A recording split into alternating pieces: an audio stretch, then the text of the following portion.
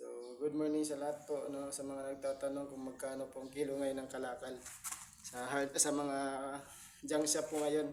So, bago pa man, sinusundan niyo po ang aking video na ina-upload.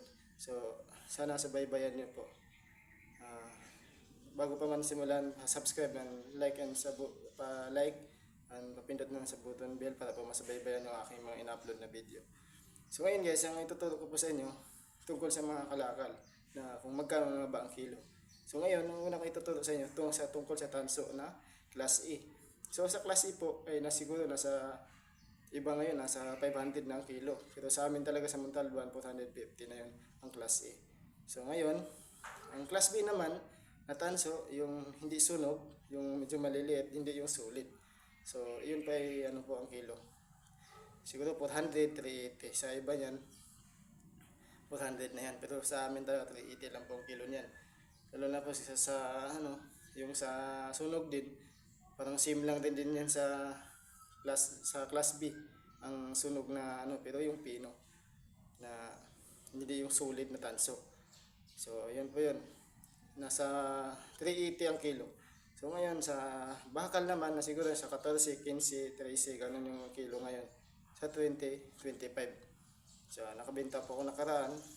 So, 30 lang po ang kilo. So, ngayon naman sa aloy naman.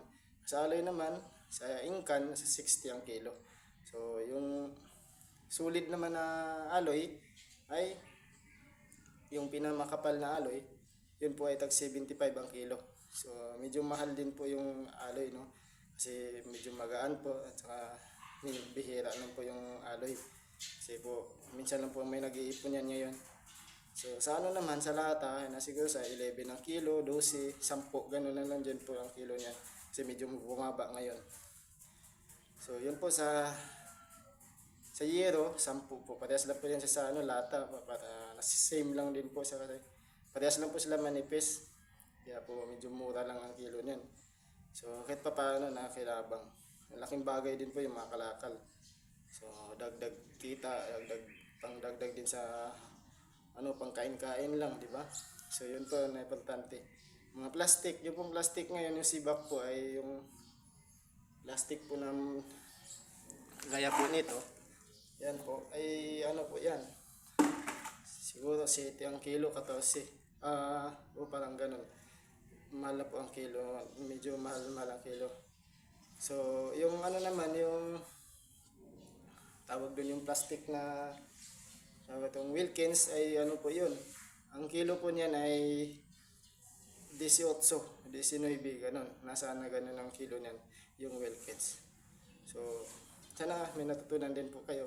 At yung CD po ay 30 ang kilo, yung CD, yung tape. Kasi sa mga DVD, yun po yun, mabibili po yun. Tagsa 10 ang kilo. So, papel naman, puti, is 4 ang kilo. Yun po. Yan po ay nabibili rin. Tanso na dilaw ay 370 ang kilo. Yan po yan. Kasi po namimili rin ako at binibenta ko rin ang aking mga binibili. Yun po. So di halata sa akin yung nagbibili ako ng mga ganun. So yun po, tinututor ko sa inyo. Sana po may matutunan kayo sa aking video na aking ginawa ngayon. At na-update din nyo rin ng aking na-upload niya ng video. So, sana po patuloy kayo magsabaybay sa akin at sana pa-subscribe naman. Yun pa, isa pa po. May tuturo pa po sa inyo. Yun po yung mga klase ng tanso, Class E at Class B at tansong dilaw. Yun po, nabibili din yan. Mga susi. May tanso na dilaw, susi. Yun po, ipunin nyo yan. Mga retasong tanso, nasa mga equipment, sa mga gamit nyo dyan, mga DVD, mayroong mga tansong dilaw dyan, kuskusin nyo, nabibili po yan, basta iipunin nyo. Akin marami po kung na mga ganyan sa bahay. So, sana iipunin yan para marami na makakatulong din sa inyo yan.